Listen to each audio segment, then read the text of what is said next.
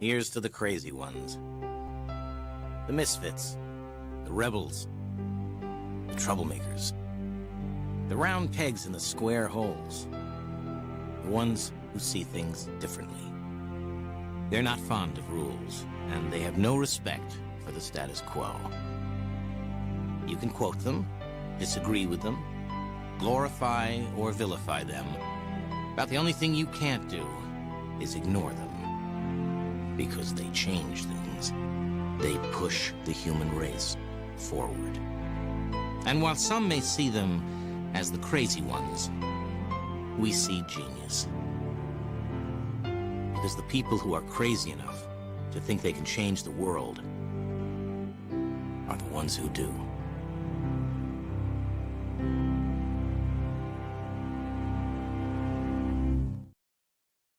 Hey friends, welcome to episode number 3 of Customer Experience Changemakers. I'm Marc Mandel. Thank you for coming on this journey with me. I'm so glad that we could get together today. We're going to have a heck of an hour together today, and we're going to have an action-packed one. So I really want to get this show kicked off by just first welcoming you, making sure that you know how thrilled I am to share this hour together with my friends in the world of customer experience. Thank you for being here. You know, this show called Changemakers is a very personal show for me, and I want to talk about why I think it's personal. And then I want to relate it back to my guest as well, who's going to be joining me in just a few minutes here. I think this is a very personal show. This is a whole personal series because, you know, I spent my career not just in these customer experience roles and customer experience companies, but I've really gravitated to companies that I think of as challenger companies, companies who are not necessarily the biggest, not necessarily the most well-known, but the company that wasn't afraid to stand for something and to believe in what it stood for and to let the world know that maybe what it thought was normal might not be so great. And so when I think of like that Apple ad that I chose to show you a moment ago, where it says, the people who are crazy enough to think they could change the world are the ones who do. I get goosebumps when I think about that because that's so aspirational for me. I get so inspired to think that people out there with just the power of one could get out there and change things and have such an impact on people. And when I talk about change, you and I both know how hard change is. And to bring change about in industries or in people's thinking or in popular culture, you know, that's a challenging thing for a lot of us. And I built this show, Changemakers, around specifically giving a spotlight, a showcase, if you will, to people who are those people, the people in the customer experience industry who are out there paving their own way forward, who are out there saying, you know, there could have been a way easier way, but I didn't want that way. I wanted to stand for something and believe in something and do it well and really knock it out of the park. And that's what this show is about. And that's why it's so personal to me. Well, I think, you know, I've always been gravitated to or attracted to people at companies who think like that. And I spent my career working for those types of companies. In my career, would it have been easier to go out and get, you know, a generic job at a large company like a Medallia or a Qualtrics or even an Ipsos or a Kantar? Sure, but I didn't. Instead, I said, let's go find the guys that are out there making the next generation ready. And I really went to those companies and I really had so much fun at those places. I couldn't resist them. And that's what this show is for. And that's what this show is about.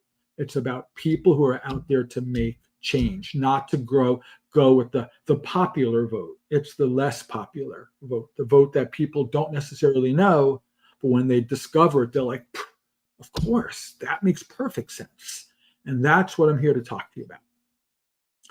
We got, again, an action-packed show, and we're going to get into it as we start to roll. But first, I have just a few kind of housekeeping things. And this first housekeeping thing is some way for me to show you, as you know, my friends who are here listening into this show, my thanks. And I've done this a couple of times in the past.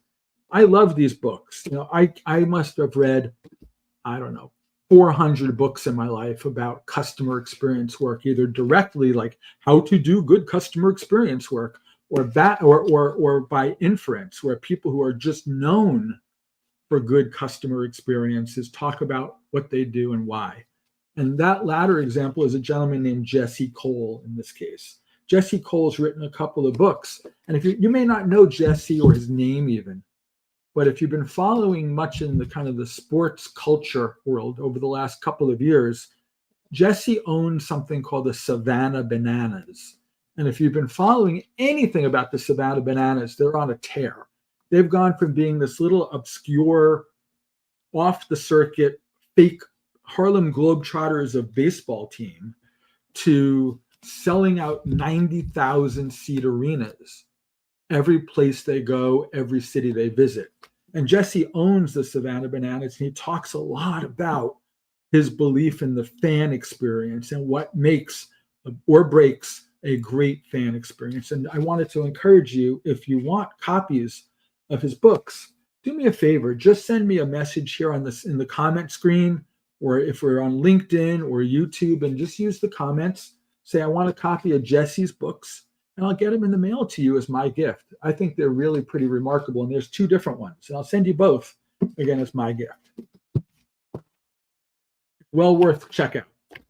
By the way, just as an aside, if I'm going to send you them, if you would prefer to have them as Kindle books, I could also make arrangements to get you the Amazon Kindle books of those too, if that's better or easier format for you to take a look at. You know, let's talk about what's coming next. And we'll do a little bit more housekeeping here. I do a couple of different shows. This Changemakers show is one of my favorites, but another show that I also love is called CX Tales from the Trenches.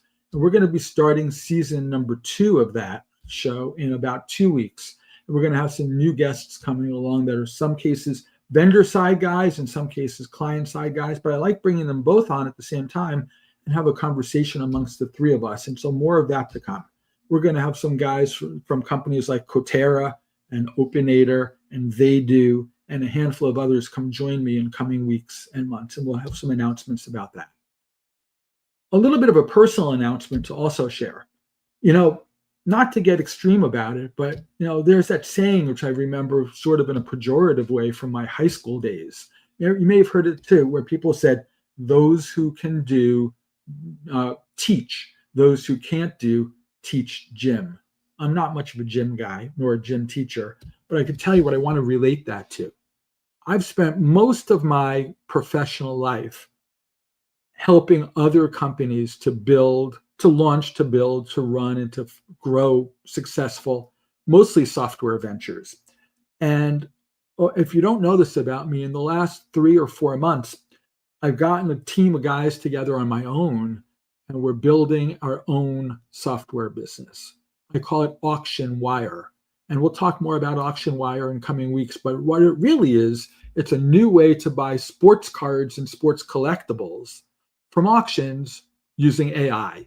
And I'm pretty excited about it. I'm pretty proud of Auction Wire. So more on the Auction Wire front to come.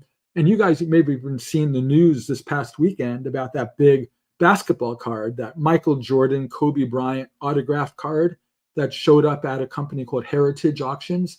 Sold for $13 million over the weekend. It's an unheard of, unfathomable number for one basketball card in that case.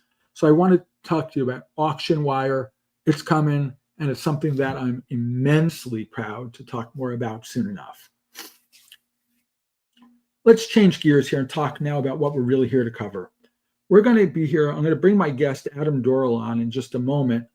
Adam is the founding CEO of a company called CustomerGauge. And I don't know if you know CustomerGauge at all, but if you don't, you will in this next hour. But before I bring Adam on, I want to tell you a little bit of a story. And if you've not heard it, I don't know if it's going to make you laugh or it's going to make you kind of go, oh my God, but it's worth sharing here. And because it's not a great story, I'm not going to tell you the company who said it or the person at the company who shared it with me. But understand that we're here to talk today specifically about B2B, business to business customer experience work. And in the context of business to business CX work, I want to tell you a story about a gentleman. He was a very senior level leader at a B2B technology and services company, a global technology and services company. In fact, he was the chief operating officer of that company. And his name was John.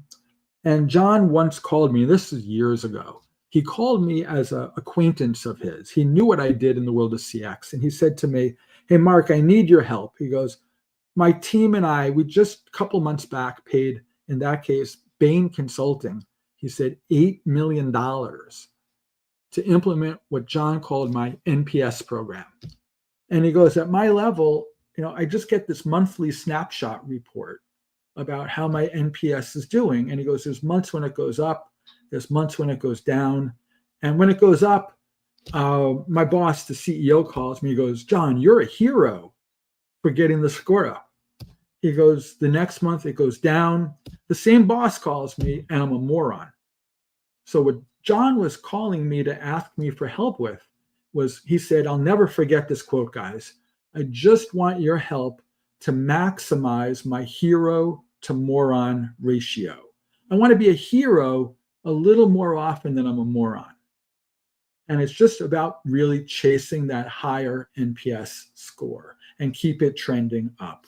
He says, my problem in reality is I don't know why it moves. I don't know if it moves up. Why did it move up? And what should we do more of? If it goes down, why did it go down? And what should I do less of? He goes, I don't have any idea about that. I just know it's up and down. It looks like an EKG chart, John said, like up, down, up, down, up, down. And he goes, that's really not very good.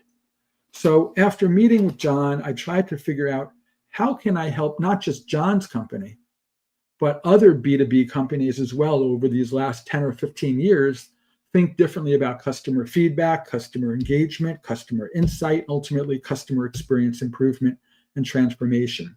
And spent a lot of those last 15 or so years in the B2B trenches. The problem, guys, is that the technology, the toolbox that I had around me was not designed for B2B tooling. When you think about most of the tools, whether it be where I used to work or maybe other companies in the space that you may know of, most, if not almost all of those tools were built over the years for specifically B2C engagements. You think about industries out there, it could be airlines and retail and direct-to-consumer stuff.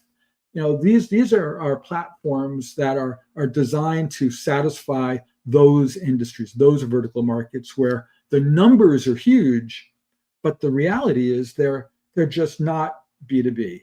And when we try to force fit a B2C process and a B2C set of toolings into a B2B environment, it does not work.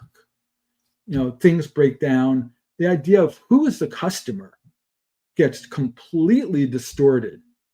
And what I really want to start to drill in with my guest, I'm going to bring him on in just a second, Adam and I are going to start to unpack this a little bit. We're going to start to try to figure out, with your help, guys, what makes B2B CX different?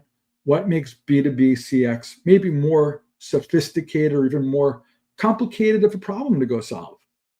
And are the rewards more substantial if handled well? So let me tell you a little bit about Adam. Adam Dorrell is a guy that I've known of for many years, but really only knew in the last couple. And Adam and I really connected not too long after I went out on my own, or just as I was getting ready to go out on my own professionally, after winding down, or as I was winding down my time at my old job. And we got talking, and I had the opportunity to have linked up with Adam and his company, CustomerGauge, in an advisor and kind of a fractional helper role in what I like to do. And I can tell you that it's been eye-opening to see the immense capabilities that Adam and CustomerGauge have built. And I want to be able to bring Adam on this show to tell you guys about them, because they are so important and so differentiated, and they're not like anything I have ever seen in this voice of the customer space before. So I don't want to have any more preamble. Let's bring Adam on. Hey, Marc, how you doing? Hey, Adam. Thanks for hanging out here with my friends and me. I was just talking a moment about business to consumer CX, business to business CX, and they're apples and oranges.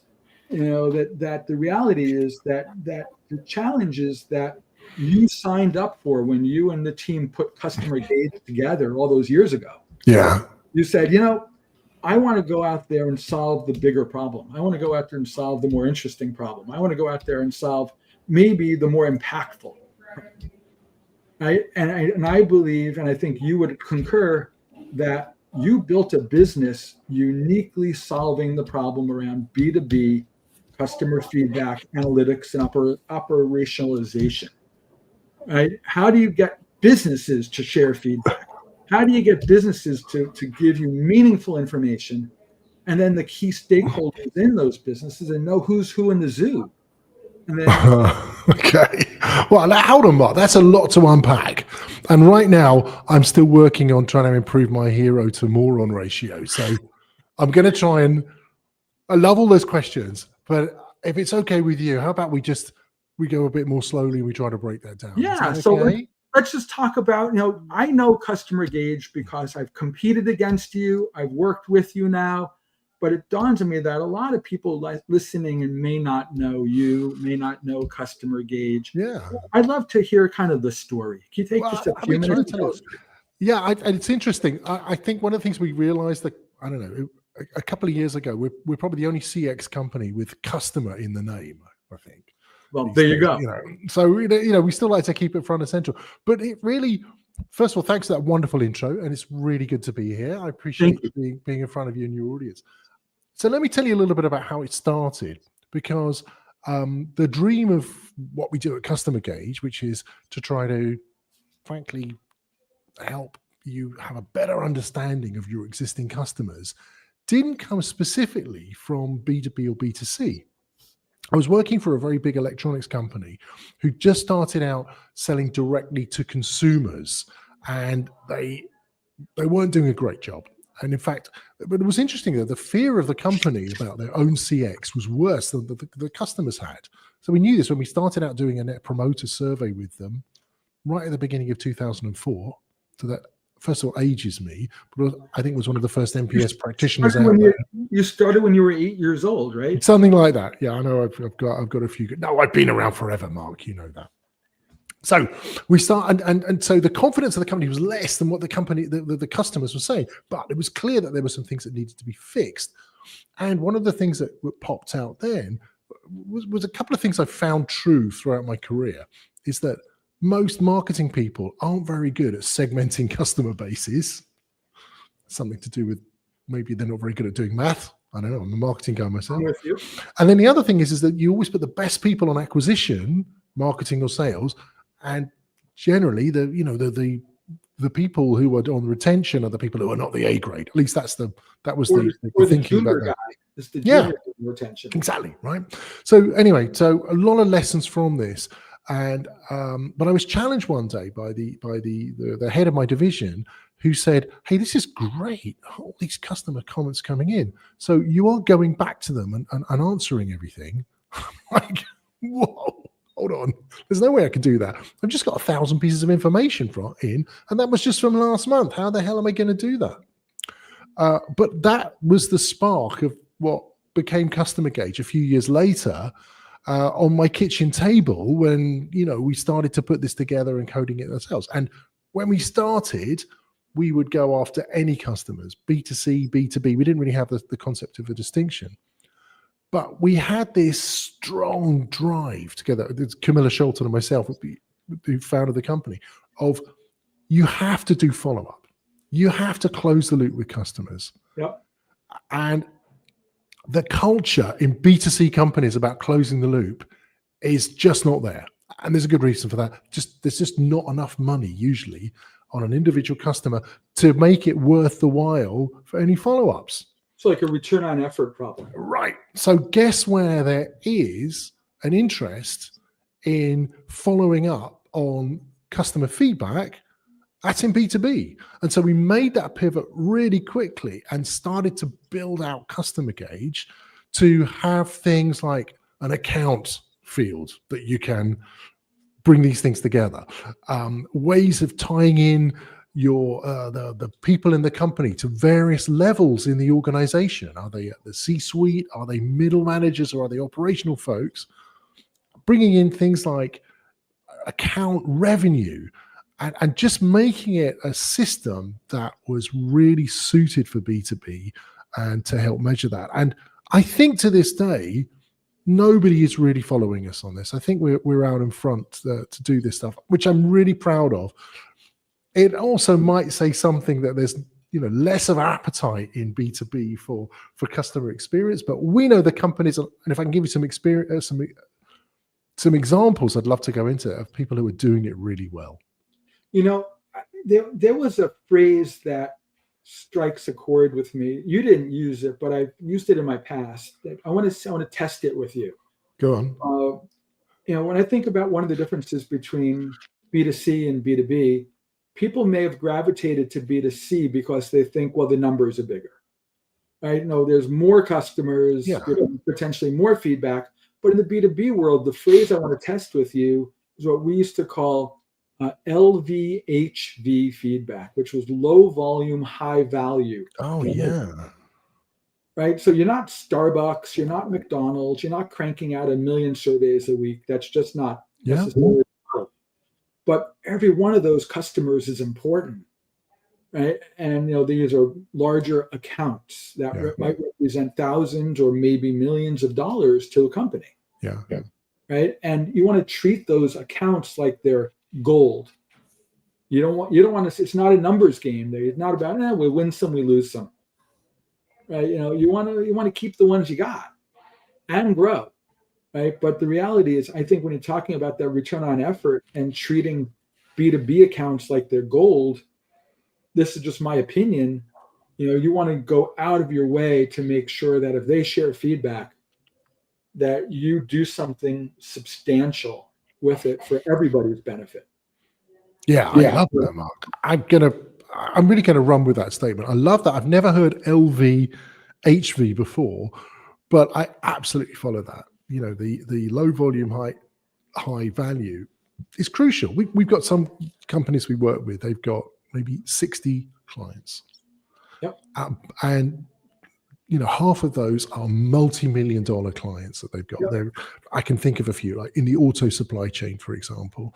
But they've got dozens of people in those organizations who are using those products, and stratifying them, for the key decision makers who only maybe even don't hear about the company from day to day, to those people who are specifying it, right down to the people on the shop floor who use that assembly product. And that's a really good audience to do. So, okay, you might have 60 clients, but you might have between 10 and 100 people in each of those organizations. So you start to build up that picture. But the correct thing to do is to assign those people to the right level in the organization and make sure you're getting the right quality feedback from them. Does that make sense? Totally. I mean, it makes me think about a situation, a current situation. I'm not going to name names for the sake of protecting people's privacy, but there's a situation right now where I'm talking with a company. They're a manufacturer of they build machines that do special handling on paper corrugation of all things. It's not a very sexy business. It's turning paper into cardboard. Yeah. Right. But the reality is this particular company only has, under 100 customers. Yeah. But the reality is every machine that they place is a multi-million-dollar placement, first of all. And second of all, when you think about these customers, well, maybe one entity, you subdivide that entity, you might find out that entity has 100 plants, that each of those could be a user of another one of these huge machines. Yeah. And before you build out this hierarchy of an org structure, right, where you start to see the corporation is just the top of that food chain. And then you start to decompose that and start to go, well, how many stakeholders are at the corporate level? And how many stakeholders are at the subdivision level? And how many stakeholders are in the operational level? And you get this complex spider web of people. Well, I mean, you put your finger on it. This is exactly what we designed in CustomerGauge to do this, to actually track those people and to understand how you're selling at each level. And this is how it works. If you're able to get that feedback from a company where you're polling the top of the company, but also the bottom of the company, there's a couple of things come out. Usually the CEO might buy into the strategy. This is why we built this corrugated cardboard machine, because they buy into the total cost of ownership and so on. But perhaps at the bottom level of the organization, they're like, no, we preferred the last one. We understood how it worked. And so when you get the feedback coming back like that, you can present it to the CEO and say, look, you've got a communication problem here because you're not telling the people at the bottom of the company why you bought this. And this is a strategic decision. So I love the way that our customers can uncover these fantastic bits of insight and then use them to build that relationship. It's interesting. But can I just go further about the corrugated cardboard? Bring it on. I think it's a great thing. Now, we do a lot of work in the CPG business, with companies like Coca-Cola and Heineken, who are, frankly, huge users of all sorts of carton and packaging materials. And so your example, I don't know, by the way, but I imagine that they've got some companies like that. They're making packaging materials that are going into the supply chain, and it's going down several layers of that supply chain. It's going to a manufacturer who's packing the materials in. It's going to the, let's say Coca-Cola, which, by the way, seems like a consumer company. It's not. It's one of the world's biggest B2B companies with millions of B2B outlets that resell. And then there's the distributor, then there's the retailer or the bar, finally the consumer. And what I'm really interested in at the moment is trying to track that entire supply chain of customer experience. So to try to understand if there's too much glue on the packaging material so that the poor guy in the shop who's got to rack the shelves doesn't, it's not peeling it off his hands. Getting that information back to the head of the supply chain, I think is really interesting. I don't see anybody doing that. And then that's really becoming my life work to try to help that whole supply chain with customer experience. Interesting. I'm going to rile you up a little bit. Hold on. You're not going to talk about baseball cards, are you? No, probably not anymore. We talked about that earlier. I want to talk about the competition. Okay. Right. One of the things that I've discovered, in my time on my own career-wise over the last months and year, a little over a year, is that there's a misunderstanding in the CX technology buyer. They really think that, the voice of the customer, we'll call it industry, is a two-horse race between two companies, Medallia and Qualtrics. And the reality is there's such a richer consideration set out there. But the reality, they don't know. They go, is it Qualtrics? Is it Medallia? And companies, they just trade customers between the two of them. Right? But the reality is that innovation doesn't happen. Innovation happens outside of those two, in my opinion and in my experience. And the reality is, what I want to help with our listeners here, we're here to be really direct and really not play games and not pull punches. We really want to just give the straight story. I want to have people understand with the utmost clarity why CustomerGauge, what is the unique value proposition in both the very most clear way you can make it to help them understand something that Qualtrics and Medallia just will fall over their feet when they try to do that you can do. Because I believe that there's so much there, but people need to hear it. They need to understand it before they can even consider it. And I want them to hear it straight from the source.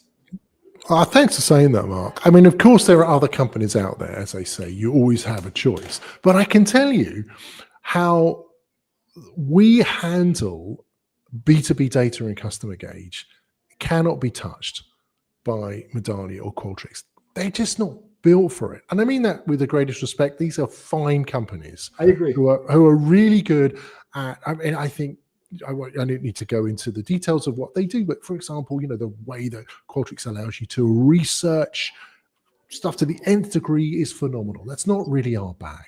Right. But that focus that Qualtrics has on the survey as the most important unit of work misses the point that if you're in B2B, you have long-term relationships with accounts. So you want to track what happens to those data points as they go on. Multiple people, as we said in there. You want to be able to put revenue on there and understand what's happening. How can you foreground what that company has been saying about you in the last several years if you're going to go and visit them for a quarterly business review? And those companies fail at that. Probably not even designed for that, but this is the area that we excel in, Mark, and I'm really proud to say that. I mean, I can imagine that for me, I remember there was two really significant challenges that I was faced with in my past. One, in terms of my own toolboxes that I had access to at the time. You know, I think about one of them was, well, three of the challenges. One of them was the idea of a respondent versus an account. Oh, yeah. Yeah. Right. Because you use any of the more, typical tools, the central unit of response is the respondent, the guy who took the survey. And there's no associative element of saying that guy or that woman is part of this organization, which in turn is part of this organization in these types of roles and capacities. So the idea of bringing people together, everybody appeared to be a unique entity unto themselves. And that's not true, but that was how I was dealt it. Number two challenge is a longitudinal over time element. And this whole idea that, as you using your example, it's a relationship. It is. Yeah. Relationships fluctuate, good or bad, high or low over time. Mark, I'm going to go further. Can I go on a bit of a rant? Is that okay? Because I feel really strongly about this. That's why we're here. Okay, because you spoke about respondent. I love that. But actually, I would say not just Qualtrics and Medallia, but most other CX companies just think about responses. Yep. We have a different philosophy at CustomerGauge, two different philosophies, but this is the first one. The first thing is that when we work with a company, we take their book of business. So we take and we go high to low their customers, ranking them by revenue normally and putting them in the system. And only then we're putting them in our system, and then we're making sure that we go through that to get responses from it. And I got to tell you, response rate, I would say, is the best predictor of future success than anything else I know. And, I'm really keen on Net Promoter, and I got a sweet spot for CSAT and so on. But response rate, and I'm going to qualify this in a second, response rate is brilliant because it shows you how engaged you are with the customer. And often what we find when we first do this, low response rate, that's not a Net Promoter problem or a CX problem. It's a CRM problem or an engagement issue. You know this the work that you've done. But you can only do this if you control the vectors of communication with clients. And that's what we do. We have a really clean way of getting emails out or SMSs, and measuring that response rate is crucial. And again, bringing it down to each company, you can see who is responding and who isn't. And I'm going to flip it for you. The most impactful reports that we ever do when we speak to a C-suite person or a senior manager in one of our new clients is we say, we're just going to stack rank the responses here. Here's your 20 largest accounts. Let's see how many responses you got from them. Oh, look, no one from 1, 2, 3. You have to get down to like the 6th or the 7th company before you get a single response. And you can see the blood drain out of the CXO's face, the CEO's face. It's like, what is happening here? He's like, I want to phone these customers now. So response is everything, Mark. And you don't get it unless you're foregrounding that in your CX system. You're missing a trick. And I think that's the most important thing. No, that is one important thing. And I'll come on to the second in a moment. Do you see response rate really then as a kind of a leading indicator around engagement? Oh, for sure. And by the way, let's be careful. Let's unpack response rate. 3 different ways of thinking about response rate. So you've got the contact response rate. What did you call it? Respond rate. The account response rate, because you want to make sure that, hey, I want to cover 80% of my accounts or something like that. And then the other one is, how much am I covering my revenue? And that's a key thing. Interesting. You'd want to be covering 90% of your revenue with outbound sends, and you'd want to get 60% of your revenue covered by responses, I believe. That is the information that we get. So just be careful about using that. That's an interesting point. Could we unpack the idea of linking this to revenue a little bit? Because you're bringing it up here as a way to measure overall engagement, is what percent of revenue are responding to my feedback program. I think we need a way to take that a step further, and I want to hear your thoughts. A lot of voice of the customer work is getting challenged by corporate leadership teams these days for a lack of proof of ROI. Oh yeah. Right. Why should I keep writing the big check? Right. Why? What's in it for this company? And in the past, we've fallen back on kind of that lazy guy out of, well, our NPS is up. Right. I think we're succeeding. NPS went from X to Y. Yeah. Right. And I think that's cheating, and really at this point not very interesting of a conversation any longer. And I'm wondering to what extent you guys are able to take that narrative and further it along and say, and we believe we have the ability to impact revenue by X amount, and be able to tell that story around. We think we could help you increase your CLV. You go from a customer giving us $113,000 to $209,000 by moving X, Y, and Z levers that we have. I love this question, Mark. I'm going to answer this by just saying the basic thing about connecting revenue to your customer system. Well, we spoke about the white space that you've got. If you don't know which of your customers are not responding, that's no good. So you want to try and do that by revenue. But when you get your responses in, you can start looking at the themes, the drivers of satisfaction and dissatisfaction, and associate it with revenue. So you can say, okay, this bucket, we've got 100 customers complaining about logistics. Yep. That's not significant if we have 1,000 customers, only 10% are doing that. But they might be the ones who are worth 80% of your revenue, to come back to your point. So then suddenly you can look at that and say, okay, well, we have a burning platform here we need to fix.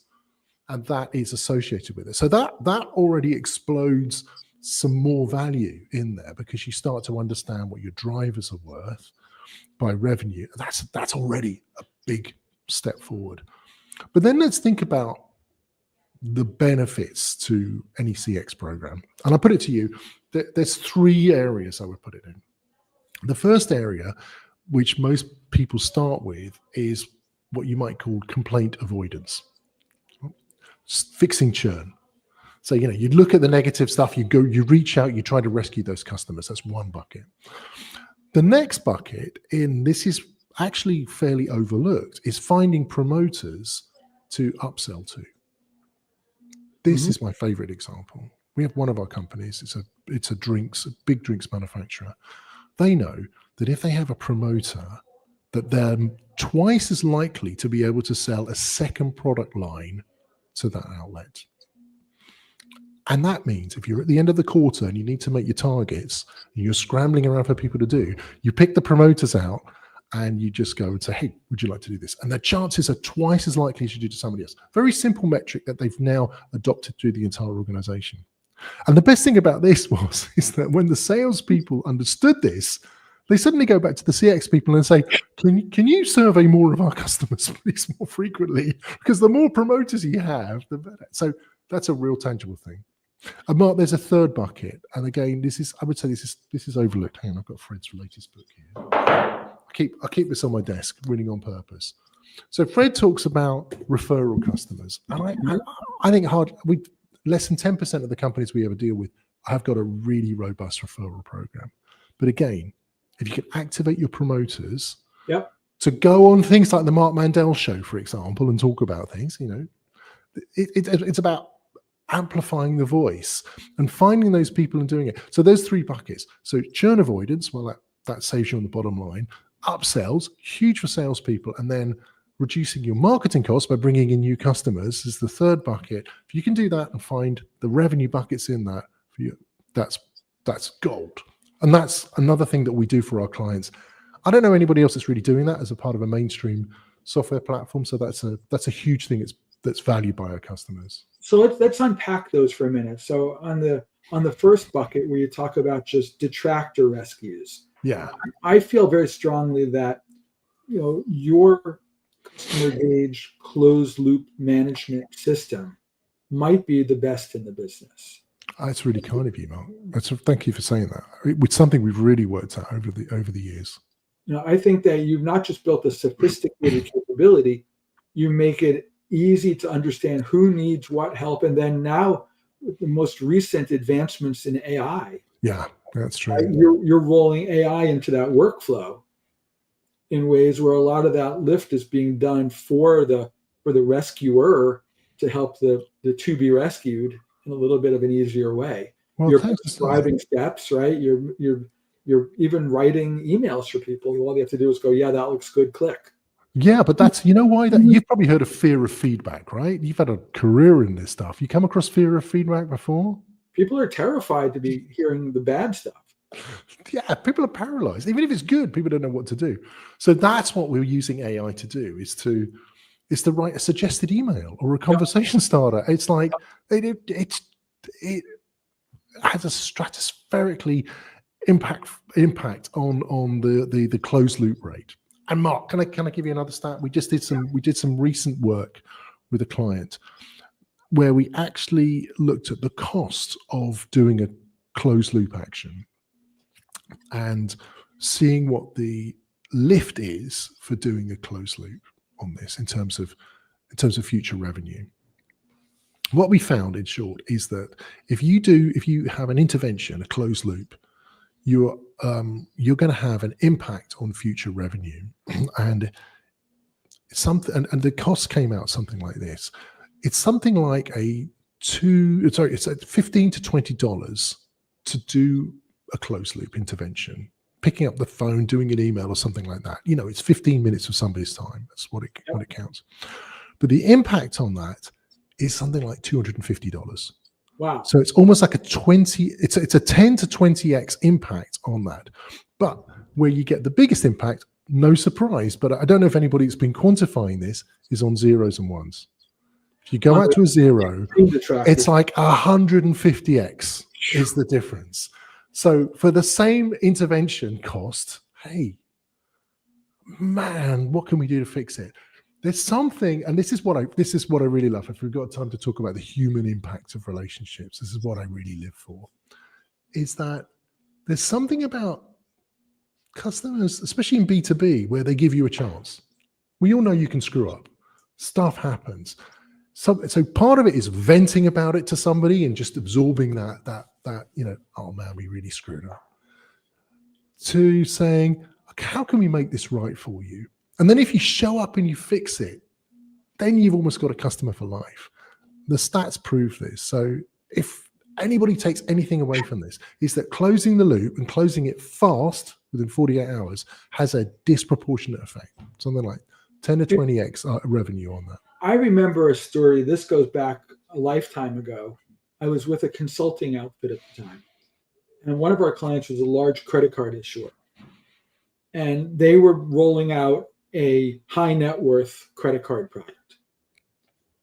And it was interesting because they brought us in to understand kind of the definite customer behaviors of complainers and what was going on in that customer base.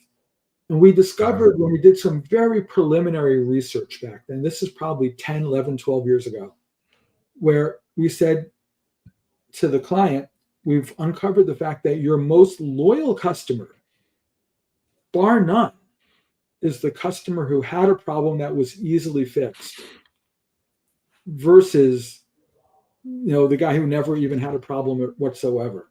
Yeah. And so we sort of joked and we said, if it were us, we'd probably try to create problems that we know we can fix. Yeah, there's a concept. Put some friction in the process so you can make it, but there's jury's out on it, how easy it is to do that. But normally I would say there's enough friction in your process. You don't need to do it deliberately, but it's about maybe helping, really taking the attention to do that. But that was creating literally lifelong loyalty in that example. Mark, can I go further about this? Because I mean, you compared us to Qualtrics and Medallia. I think there's something that we really hold dear as a company. You know, our mission, as we see this, is to we even say we're there to help turn customer feedback into revenue growth, to turn research into action. And we are so tight on this now that we won't accept customers who are not prepared to close the loop. I just want to set that sink in, is that we challenge our customers when we do it. And it's not an easy way of doing business, but Camilla and I feel really strongly about this, that if it's just not a good fit for us morally, if you're taking customer feedback and you're not prepared to even say, hey, here's what we learned, I think that's almost a criminal activity in today's age. So that is something. So I wouldn't say we turn customers away, because they're somewhat self-selecting, but it's a real challenge we do up front. If you don't want to close the loop with your customers, doesn't sound like you want to get better, that's not a good fit for our software and solution. It's just measurement then. You might be better off with one of the other companies you mentioned, for example. I mean, all kidding aside, there, again, is historical example. I'm not going to name this name, but there was a large furniture manufacturer in the United States who brought my old team and me in a while back, who had been previously engaging a large custom market research company to do customer feedback. Oh, yeah. Right? And then they moved from a full service provider to a technology partnership.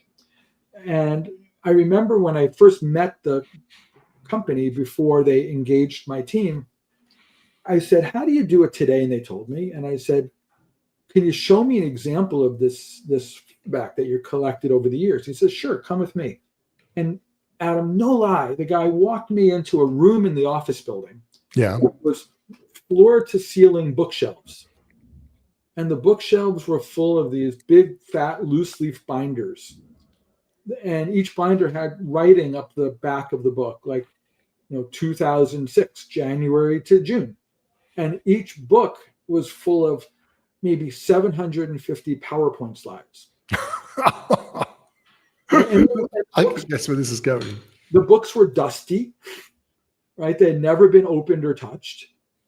And I said, what's this? And he goes, this is our feedback. Yeah. And I said, how do people action this? And the guy looked at me and he goes, what do you mean? And I said, well, don't you take follow-up steps based on what people are telling you? Yeah. He says, generally, we put the books here such that if anybody in the company wants to see what people are saying, they could come like the library and borrow a book. And they could look. And I said, how many people do that? He says, well, none. Yeah. And I said, what did you pay for those books? He goes, each book was about $500,000. And you could picture a room full of them. Oh man, that's like feedback furniture. It's only good. It's only used to put under a monitor so you can lift Stop it from being wobbly. Yeah. I mean that's he's not alone. That happens. You must have seen that. I mean, thanks for sharing that story. I've also got dozens of war stories like that. And it's the kind of like it's the once a year survey where we understand what the customers are saying. But Mark, I'm going to get angry in a minute. Feedback is not just for Christmas, as they say about when you give a pet to a kid. You know that stuff? It should be done all through the year. Yep. I feel really passionate about this. And you have to exercise your muscles. So, I try not to go to the gym just once a year. I try to go a few times a week. And the only reason is that, you need to keep that muscle going. Otherwise, it's hell on earth to do it. Every company needs to do that. And one other thing, Mark, man, I'm sorry, it's just turned into a ranting session. But you know what? Feedback is like fish. It only stays fresh for 2 to 3 days max. Yep. I think you should think about it as sushi, to be honest, really good tuna, because that customer gold that you get back, you need to jump on it straight away. And if after 3 days, you might as well forget it because the customer certainly has. But if you can get on it, and then it becomes a delicious two-way conversation that you can have with one of your customers. Maybe I'm stretching the metaphor a bit, but No, I feel really strongly about that. Let's take that metaphor just a step further. I believe that the act of asking customers for feedback and to do it well needs to be an intentional part of the customer's journey with the company. Yeah, I agree. It's not this weird sort of after the fact, throw away, who cares, it's only a survey mindset.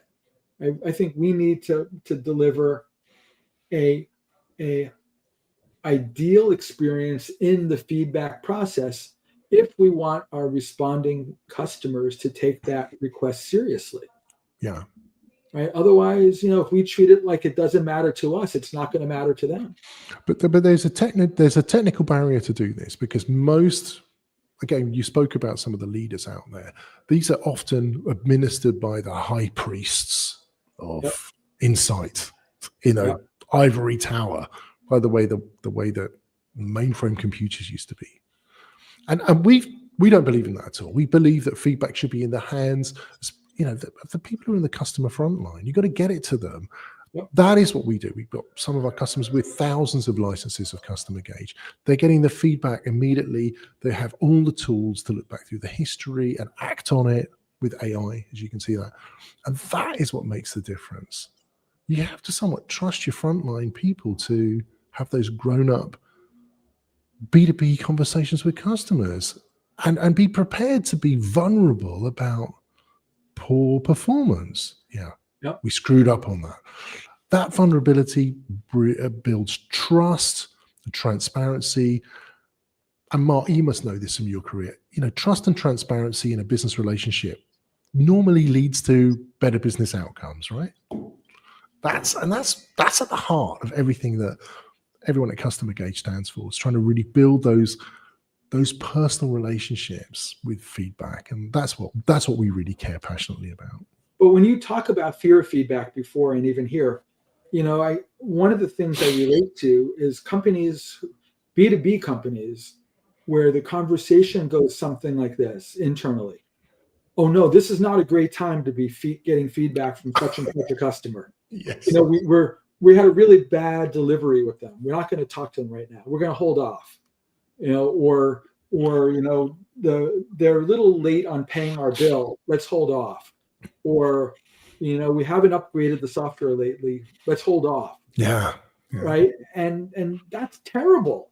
Or worse yet, again, not naming names. There's a particular industry where I did a lot of feedback work where the sales or account team can say, after they've gotten the feedback, they could look it over and they go, I don't like what they had to say, so let's take this out of the equation. Right? They can edit the feedback, or they censor it and they go, that one, we're not counting that one. We don't have that feature in CustomerGauge, Marc. We took that out. So good for you.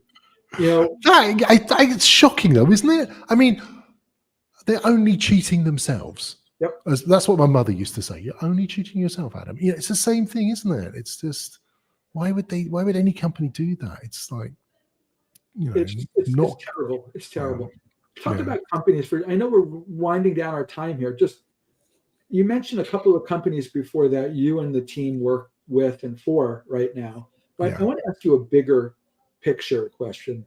Yeah. Is there a particular brand of a company out there that comes to your mind that you just think is really exceptional? That if you could say, boy, it would be a dream job to do a project for such and such a company. Is there a company that you just think they're just crushing it out there? And if you could help them crush it even a little better, a little further, who's that company that just delights you? That's a really good question. Thank you for asking that. I think there are two types of companies I love to work for. One is the industrial companies who are making quality products that are kind of maybe a bit boring. In fact, you nailed this with your corrugated iron. Hold on, I've got one I can show you. I went to see. This is a packaging company in the Netherlands who makes these machines that put stuff in these bags. Yeah, which is kind of a high-tech stuff. It's got aluminium in it. but amazing quality. They really care about the quality of the stuff that they do, and they want to have the same quality of control in their customer domain. So I love companies like that. So the people who are instrumenting their customer base, maybe at a small scale, but it's really important to them. I love that. And if there were companies I would love to work for, they're the sort of precision engineering companies. I'm trying to think of one off the top of my head. It'll come to me in a second. But the other companies I really love, and we do this at scale, are what they call the CPG companies. So the Cokes, the Heinekens. We've got many of the brands that are out there. We've done projects for Mars, for example, and Diageo. And so I would say I would love to help instrument that whole supply chain. So if Pepsi were to come to us, or Nestle tomorrow, and say, hey, Adam, we'd love to work for you, that would be a great fit, because I know that we can help these companies really go all the way to improving their customer experience. And Marc, these companies make up such a big part of our GDP.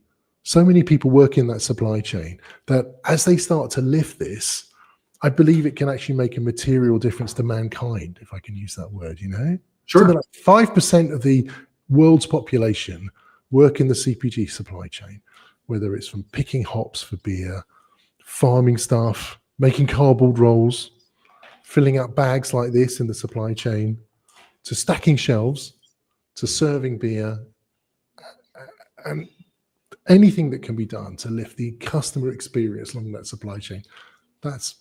I think that would be a good impact that we could do. I hope that answered your question. I think it did. Thank you for sharing that.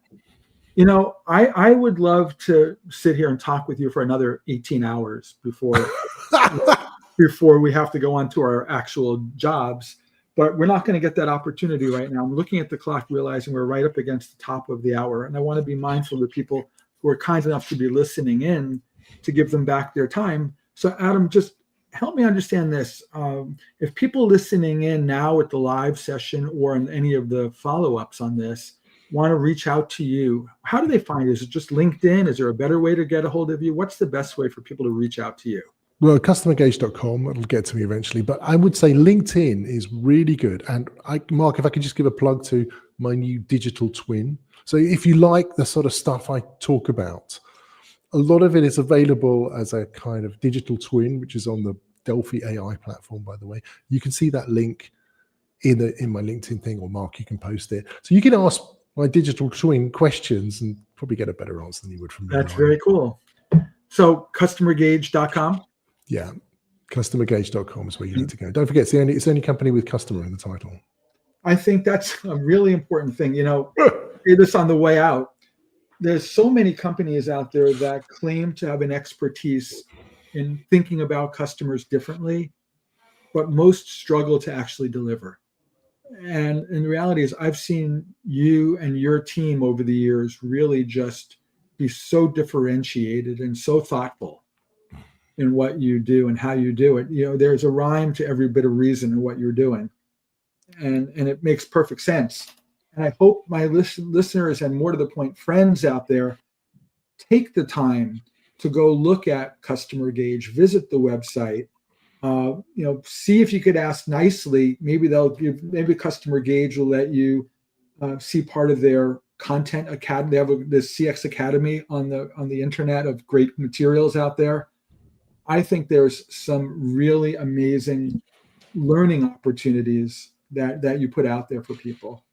And if you ever want to talk to people who just get it, who just know the B2B realm like nobody else, my friend, CustomerGauge is the place. Let me make that clear. CustomerGauge is the place to go. Adam, you're a gift. You're just an absolute, amazing leader, amazing, thoughtful guy, and just, a man that I truly admire and respect and truly like. But the admiration comes from your courage of going out there and saying, there were easier ways and I chose this. Yeah, I think it's paid off because we are the expert in the field, but it also makes us feel like a leader. So thanks for that. It was the path less chosen.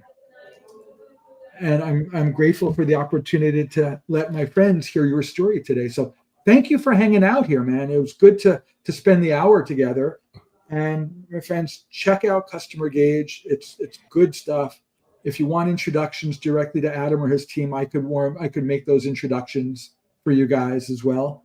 And let's just keep the conversation going offline now that we're winding down here.